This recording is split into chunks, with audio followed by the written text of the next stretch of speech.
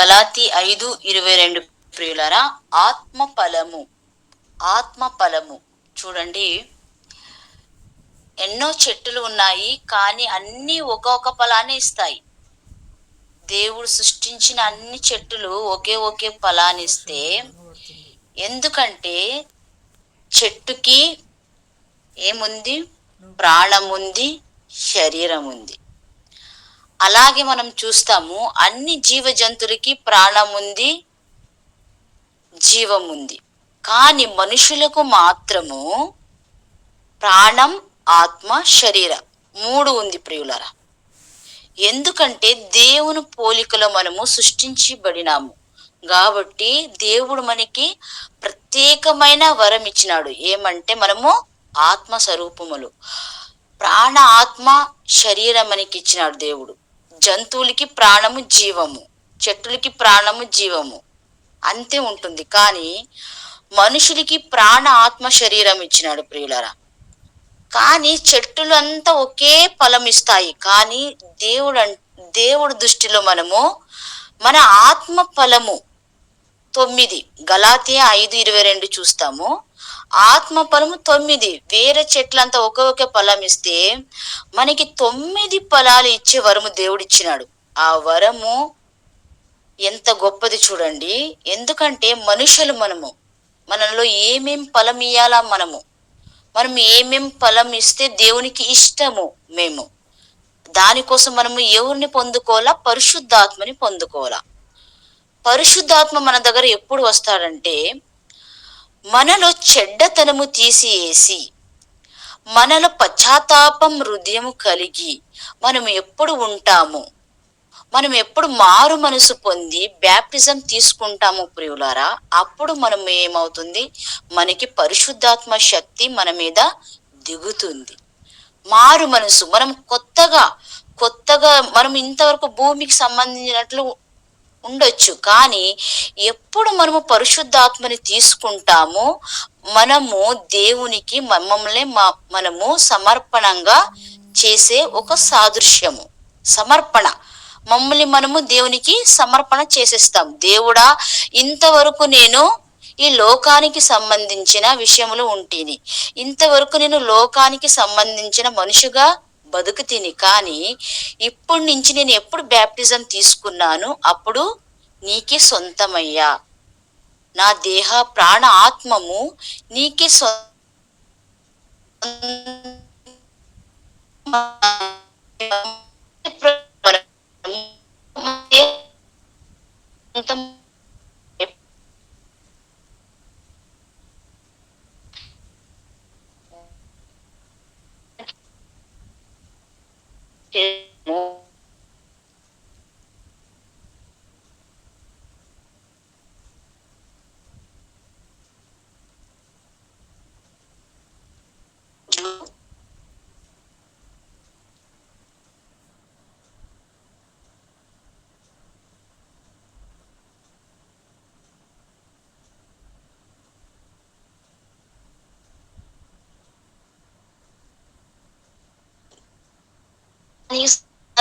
పుత్రుడు ఉంటే గాని భూమి తీసుకున్నప్పుడు ఏమైంది? పరిశుద్ధాత్మ వచ్చిన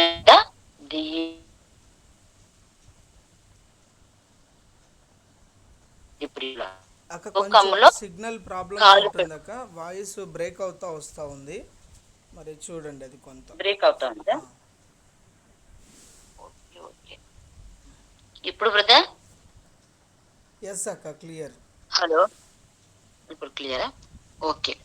దానికోసం మనం చూస్తాం ప్రియులారా, యేసయ్య బ్యాప్టిజం తీసుకున్నారు. మనము గాని బ్యాప్టిజం తీసుకున్న ప్రతి ఒక్కరూ దేవునికి మనము సొంతము, దేవునికి మనము సమర్పణ. మన జీవితము, మన దేహము దేవునికి సమర్పణ అయినప్పుడు మనం ఏ ఫలము ఇయ్యాలని దేవుడు ఆశిస్తాడు. చూడండి ప్రియులారా, ప్రేమ. అన్నిటికన్నా గొప్ప విషయం అంటే ప్రేమ. ఒకరినొకరు మనము ప్రేమించేది, మన కుటుంబం ప్రేమించేది, మన పొరుగు వారిని మనము ప్రేమించేది. మనం చూస్తాము, మనలో ప్రేమ ఉంటే మనలో ద్వేషం ఉండదు. మనలో ప్రేమ ఉంటే మనము త్వరగా వేరే వాళ్ళకి దగ్గర అవుతాము. అదే మనలో ప్రేమ లేకపోతే, మనలో ఎప్పుడు ద్వేషం ఉంటే మనము దేవునికి గాని సొంతం కాలేము, పొరుగువానికి సొంతం కాలేము, ఇంట్లో గాని ఎవరికి మనము సొంతం కాలేము. వేరే వాళ్ళు చూసినప్పుడు ఈయన ఎప్పుడు ఎప్పుడు చిరాకుగా ఉంటాడు అని వేరే వాళ్ళు చెప్పినట్లు మనము ఉండకూడదు. మనలో ప్రేమ అనే ఫలము ఉండాల. అలాగే సంతోషమని ఫలము ఉండాల.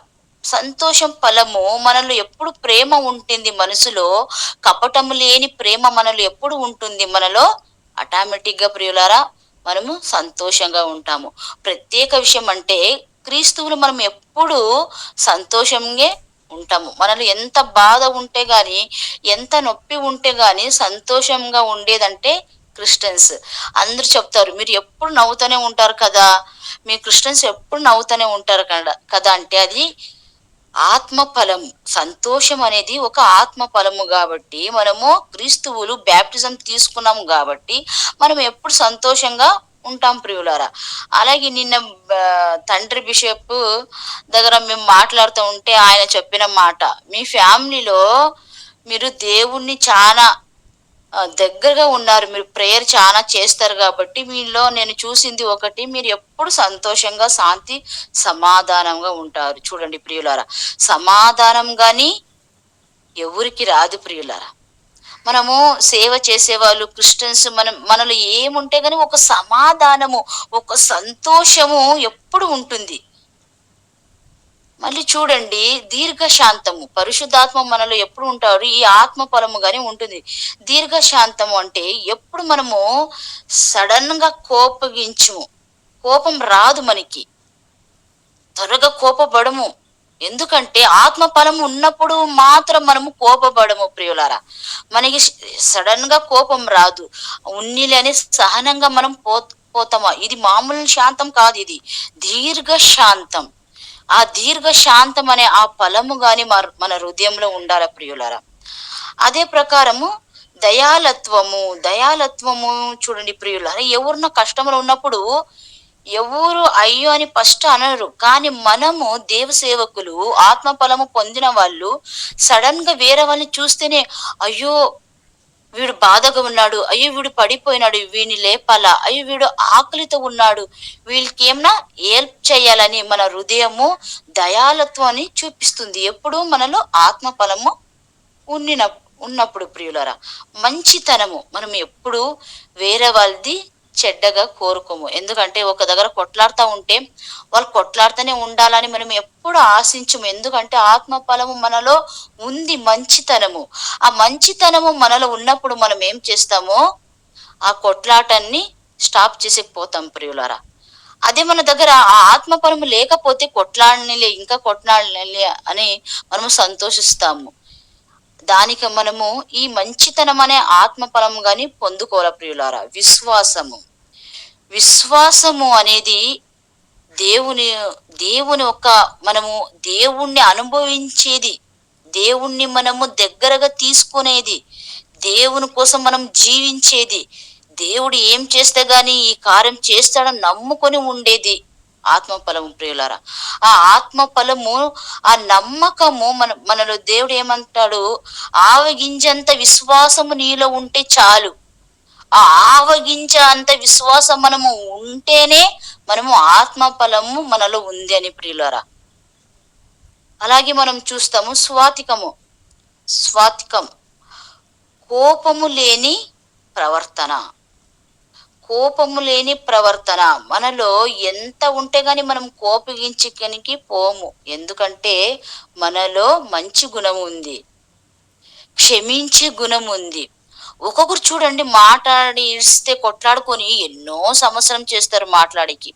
ఇప్పుడు కానీ చాలా సంఘంలో ఉన్నాయి, ఇంట్లో ఉన్నాయి. చాలా మంది దగ్గర మాట్లాడరు. చూడండి ప్రియులారా, అప్పుడు ఏమవుతుంది, మనలో ఆత్మ ఫలము లేదు. బ్యాప్టిజం మనం తీసుకున్నాము కానీ మనలో ఆత్మ ఫలము లేదు. మనలో క్షమించే గుణము లేదు. ఆ క్షమించే గుణము లేకపోతే మనలో ఆత్మ ఫలము లేనట్లే ప్రియులారా. మనం బ్యాప్టిజం తీసుకున్నాం, కానీ దేవుడు అంటాడు, అంజురపు చెట్టు చూసి దేవుడు అంటాడు, ఇది ఫలము ఇయ్యలేదు, ఇది ఎండిపోవాలా అని. ఈ ఆత్మ ఫలము మనలో లేకుంటే దేవుడు గాని దుఃఖించేవాడు ప్రియులారా, బాధపడేవాడు ప్రియులారా. యేసయ్య మమ్మల్ని చూస్తున్నాడు. నేను పరిశుద్ధాత్మ శక్తిని వీళ్ళకి ఇచ్చినాను, బ్యాప్టిజం తీసుకున్నప్పుడు నేను ఇచ్చినాను, కాబట్టి వీళ్ళు నన్ను వాళ్ళు ఎంతగా ఫలం ఇస్తున్నారు, ఎంతగా ఫలిస్తున్నారు, ఎంతగా ఈ గుణాలు వాళ్ళలో ఉందని వెదికి దేవుడు మన దేవుడై ఉన్నాడు ప్రియులారా. అదే ప్రకారం మనం చూస్తాం 9, ఆశా నిగ్రహము. ఆశని అదుపులో పెట్టుకోవడం, ఈ లోకపు ఆశ, సైతాను ఇచ్చే ఆశ. నాలో మీలో పరిశుద్ధాత్మ ఉంటే ప్రియులారా, ఇది అదుపులో వస్తుంది. ఈ ఆశ అనేది అదుపులో వస్తుంది. మన బలహీనత, ఈ లోకంలో ఉండే ప్రతి ఒక్క విషయంలో మనము ఆశ పెట్టుకుంటాం. లేడీస్ అంటే బంగారము, బట్లు, ఇలాగా ఆశలు పెట్టుకుంటారు. కానీ జెంట్స్ ఆస్తులు, ఫైనాన్స్లీ వాళ్ళు ఆశలు పెట్టుకుంటారు. అన్ని విషయంలో ఆశ, డబ్బుల విషయం ఉన్ని, అది బంగారం ఉన్ని, బట్టలు ఉన్ని, ఈ లోకపులో ఉన్న ప్రతి ఒక్క విషయంలో మనము ఆశ కలిగి ఉంటే మనము దేవుని ఆత్మ ఫలము పొందలేము ప్రియులారా. ఆయన ఆత్మఫలం పొందాలంటే మనము ఏం చేయాలంటే, ఈ లోకానిలో ఉన్న ప్రతి ఒక్క ఆశలు తీసివేయాల ప్రియులారా.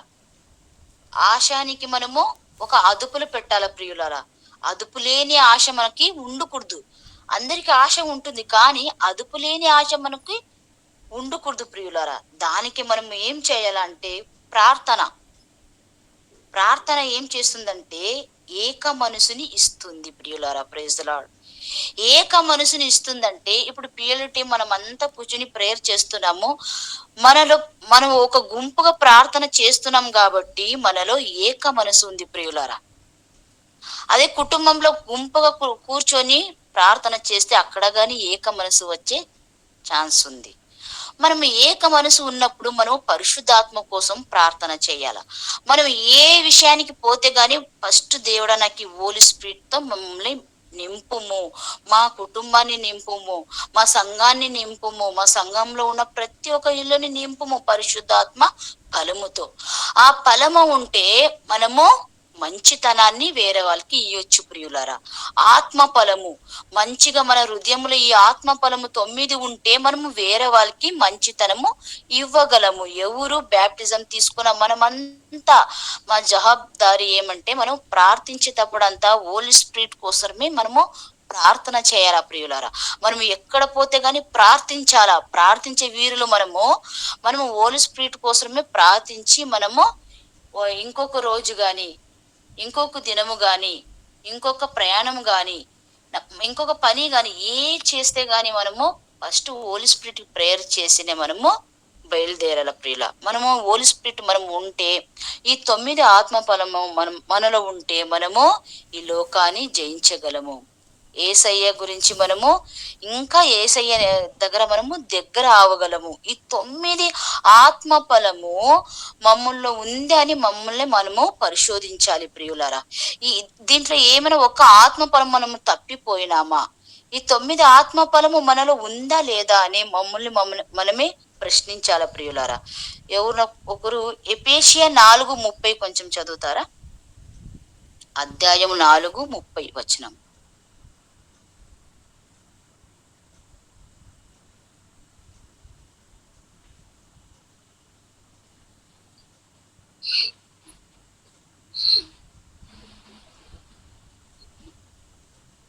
దేవుని పరిశుద్ధాత్మను దుఃఖపరచుకుడి, విమోచన దినము వరకు ఆయన యందు మీరు ముద్రింపబడి ఉన్నారు.